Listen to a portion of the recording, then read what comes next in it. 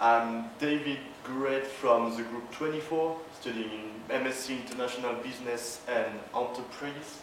And tonight I'm going to talk about my part of the Group Reflective Report, which regards time and scheduling issue in the context of international communication, and which point out conflict in between rigid times and fluid time cultures. So we differentiate two types of world culture according to their attitude towards the time. The monochronic culture is very regarding to time, with punctuality and schedules very important to business people, while the polychronic business culture is more focused on people and relationship.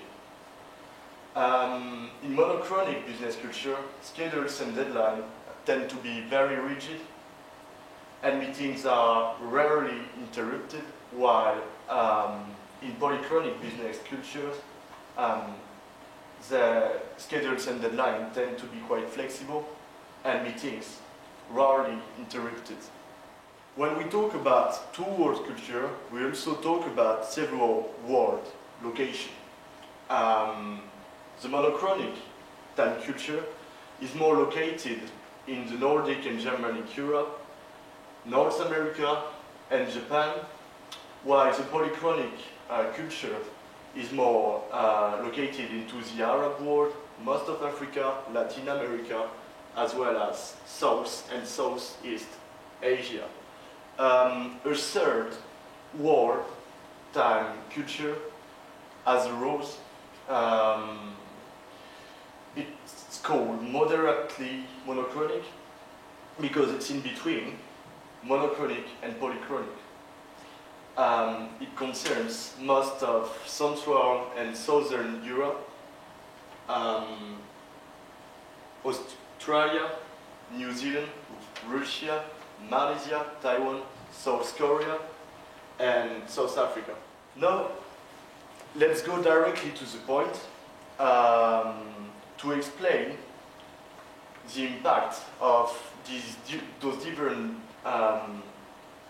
perspectives according to time on international working group in general, and then within my managing professional development group. Communication conflict is the main and single problem in between rigid and fluid time culture, as monochronic tend to see polychronic people as lazy, indisciplined, and rude because they don't necessarily respect the deadlines and the meeting. While polychronic see monochronic people as arrogant, very arbitrary towards time, and enslaved by the clock and the time in general, and they don't focus on the relationship between people itself. They don't focus enough on that matters. So as we have a quite multicultural managing professional development group with two English speakers coming from Nigeria and England, two native from the Arab world coming from Saudi Arabia, and a French, which involve three different time culture, so three different point of view regarding to time, as the United Kingdom, as seen previously, is rather monochronic. France is in between, as a moderately monochronic culture, while the Arab world and West Africa, Nigeria, is more polychronic, which led to time and scheduling issue for group work achievement.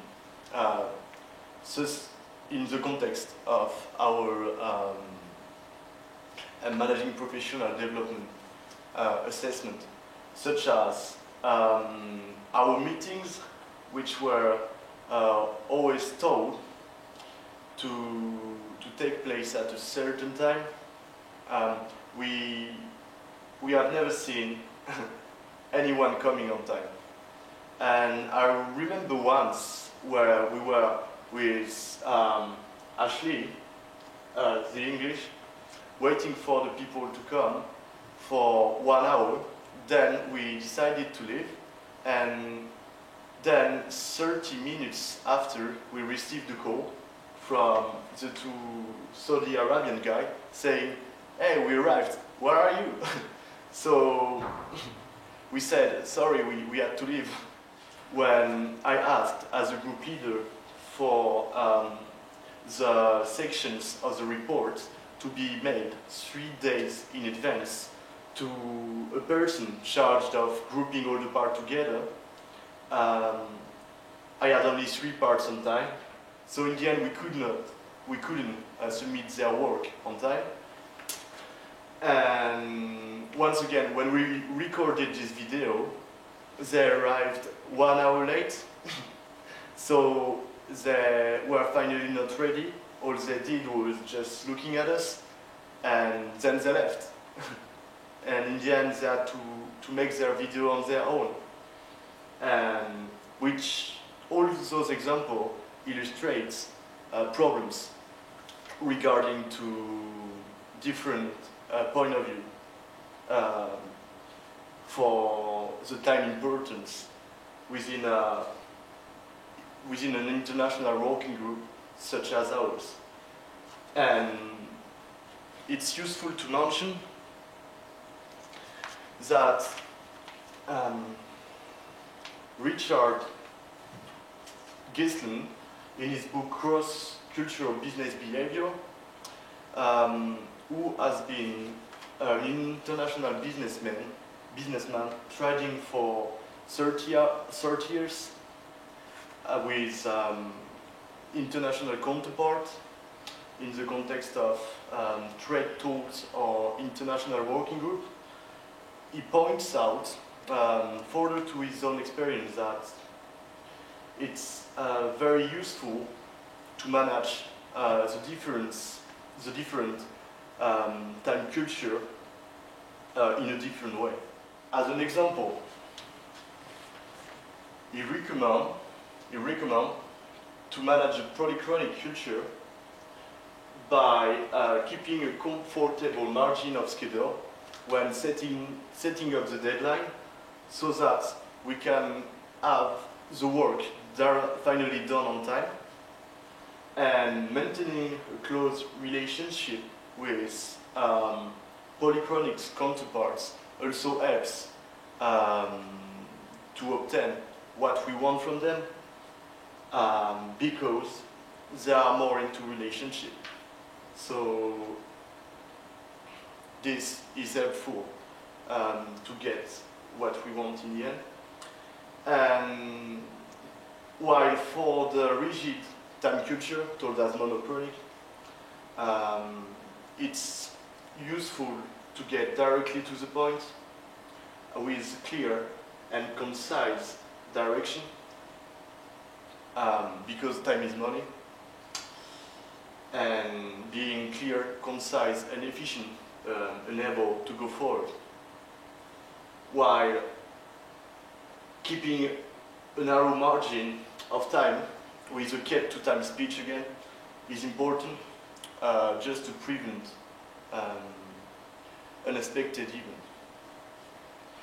For the semi-rigid culture, so the moderately monochronic culture, it's better to keep a little margin of schedule, because they are likely to be late, even though they are not always late. They are regarding most often on time than late, but they are not as regarding to time that rigid culture. So it's useful to keep a narrow little margin of time, and a regular contact, not as regular than than with free-time culture by maintaining a close relationship, but as this culture is very in between, the relationship with people and friendship is also important, but has not the same importance than with polychronics.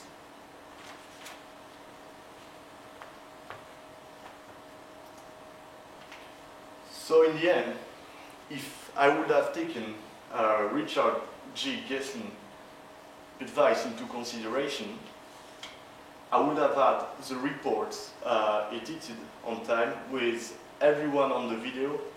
I take this experience as a lesson, saying that working as a group in international context is not as easy as it looks to be. And thank you for listening.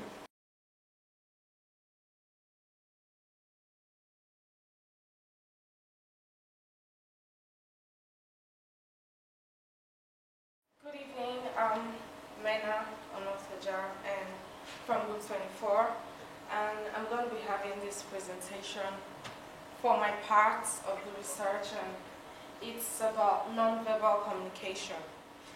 Non-verbal communication is communication where we don't have to use words. It's basically body language, facial gestures. And we have two basic cultures in context to non-verbal communication. We have the expressive culture and the reserved culture. We have very expressive cultures, variably expressive cultures, which are just in between very expressive cultures and reserved cultures. We have very expressive cultures from the Mediterranean region, Latin America, Latin Europe, and Southern Europe. And the variably expressive cultures from USA, Canada, Australia, New Zealand, South Asia, and Africa. And we have the reserved cultures, East and Southeast Europe, Nordic and Germanic Europe.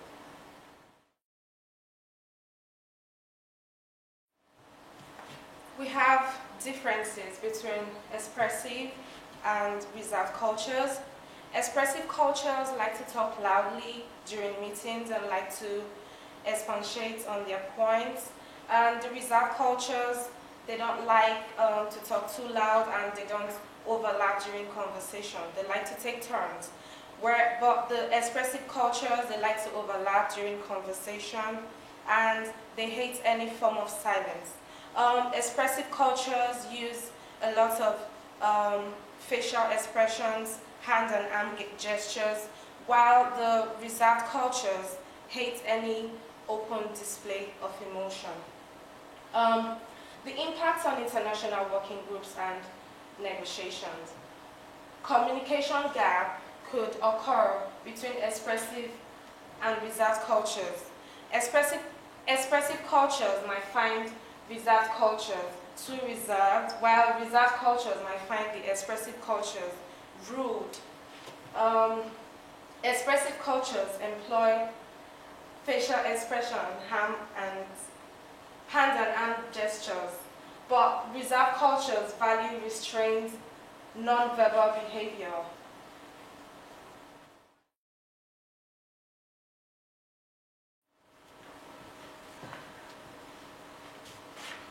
The difference in culture of non-verbal communication also had an impact on our group processes. This group is made up of both expressive and reserved culture. David from France, which has a very expressive culture.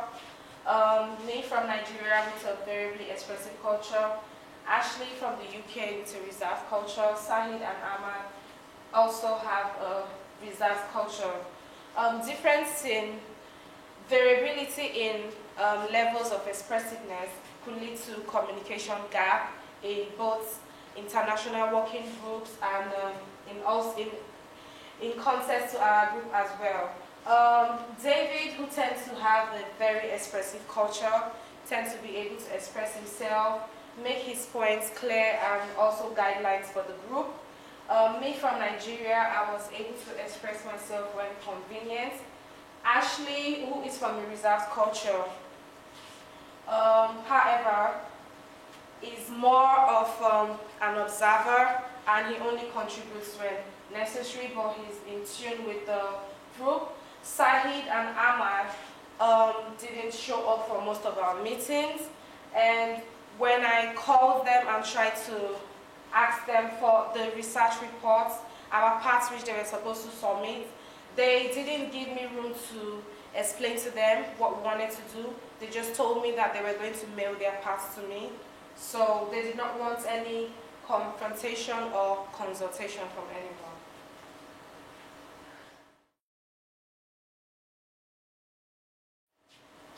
In conclusion, I think the ways to manage differences in culture of nonverbal communication. For very expressive cultures should use less facial expression, arm and hand gestures when negotiating with reserved cultures, as they find this unnerving and they prefer no display of emotion. And for variably expressive culture, it is important to give turns to reserved culture to put in their contributions during conversation, because reserved cultures tend to wait for that little gap in silence because they don't like to overlap during conversations. But variably expressive cultures and expressive cultures tend to overlap during conversation. So variably expressive culture can give turns to reserved cultures during conversation. And for reserved cultures, in the context of this, we have to understand that what is polite in one culture might be rude in another culture. Reserved cultures should then tolerate the loquacity of expressive culture, because that is how they tend to place emphasis on any key points that they have. So reserved cultures shouldn't find it rude, and also very expressive cultures should not find the quietness of reserved culture as weakness or unnerving. What I learned from this whole process is that as a variably expressive culture native, I have to give room to others during conversation, and I have to understand that people from a reserved cultures are not as loquacious as I am, and I tend to understand how culture can affect how culture can impact our communication. And this is the reference page. Thank you for listening.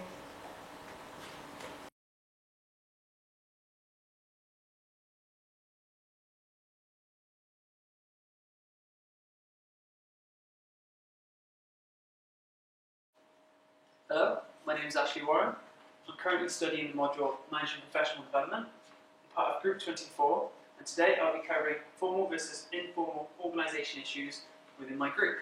I will be referencing the presentation handout slides throughout the presentation. Presentation slide introduction. The presentation will cover all the topics listed: how the group is functional but not at its most efficient, a group development and approach to managing professional development tasks, or a formal or informal group in relation to overall functionality, my own personal journal reflection on group processes, and further group reflection, criticisms, and evaluation on how the group worked. Interesting quote is how people look at time and scheduling differently in different parts of the world, something that may have been a very large factor in our group. And to understand others, need to understand ourselves. This is largely in reference to the first task that we did in Management Professional Development, when we did a number of self-evaluating tasks. Presentation slide, organisation. This informal versus formal behaviour via means of critical reflection is arguably the reason why our group is functional, but certainly not at its most efficient upon creation, group reflection report.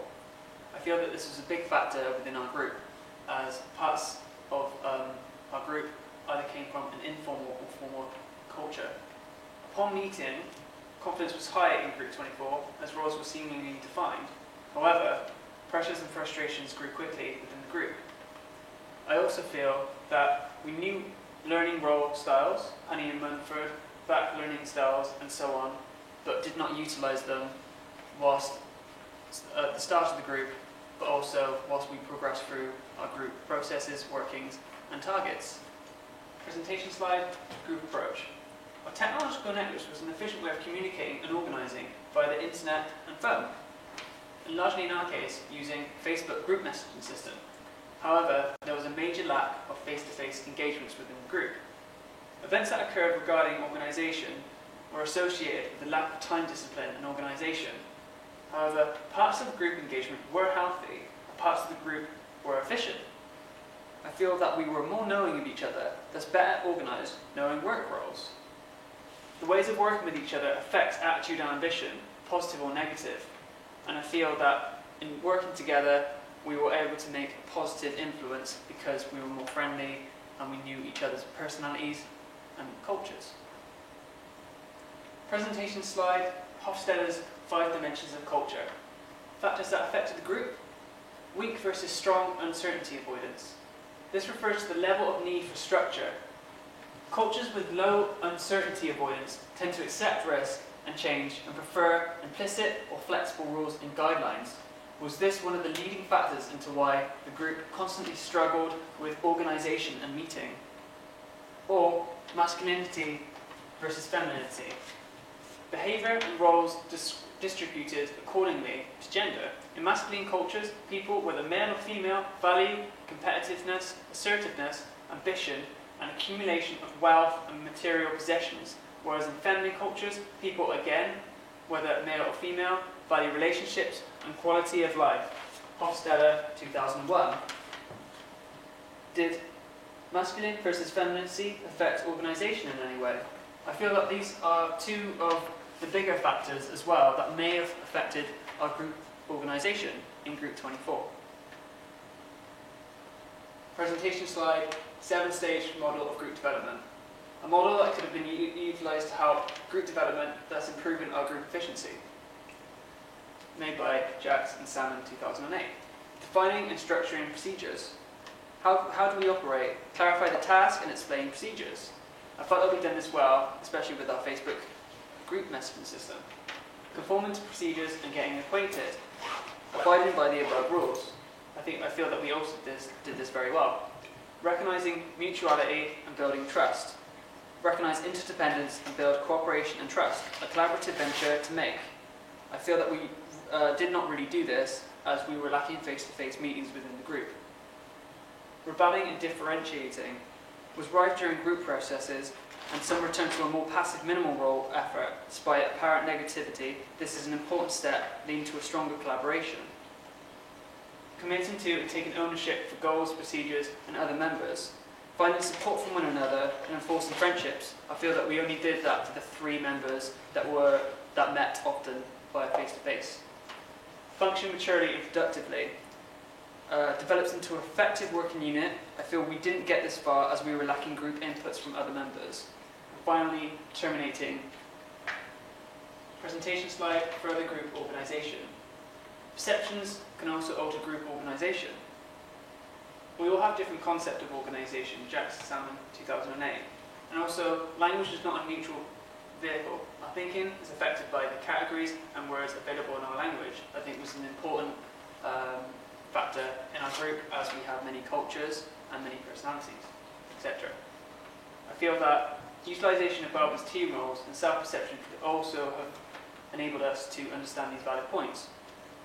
Team roles like Shaper, providing necessary drive, an implementer, planning a workable strategy, completer, work quality control, plant, highly creative, monitor, provides logical eye, specialist, knowledge of key areas, resource investigator, challenges and the challenges and opposition that we have, team worker, helping the team gel, and coordinator, delegating the work and focusing on the team objectives. I felt that we found our team roles within the 3 core members, but because we did not know the other members, Balvin's team roles, I feel that we were at a very major disadvantage. And finally, I feel that this quote is an interesting factor into how cultures are crafted by language and thus organisation methods. Presentation slide, conclusion. What, so what, and what now? Future group project approaches. What have we learned from this vastly multicultural group in regards to its organisation? I feel that we need new team roles for the three, but not for the whole group. I know that now that we can learn and reflect from experiences and journals and use these to organise more efficiently in 2006. Reading through my journals, I felt that the worry of fairness of work, the worry of completing our goals, and the overall frustrations was more and more prominent as time passed whilst reading through them. How not only culture but different perceptions can have a major effect on how a group works, cultural and hostile. However, was it my misinterpretation or other group members' misinterpretation about how we met, organised and communicated? It might have been even my misinterpretation. Maybe the group was actually organised, but maybe it was my interpretation that we wasn't, due to my culture or background or perception. Additional, I felt that parts of the group were informal, but we were somewhat formal. So in argument 2, was the group informal or formal? Somewhat, it was both. I felt David's, in general, was forward and driving organisation with his leadership, and was a driving force in how the group functioned. I felt that my formal skills helped craft essays and on that form of organisation. And Mena's perspectives were insightful due to her different culture, largely different from mine and David's largely European culture. Monochromic and polychromic attitudes existed within the group. We were respectful of these, but not enforcing enough via face-to-face meetings discussed in another part of the presentation. And finally, I feel that the lack of organisation even led to parts of managing professional development assignment parts not submitted by certain members of the team, leading to disagreements and even arguments. And finally, presentations by references. We've been Group 24. Thank you very much, and thank you for listening.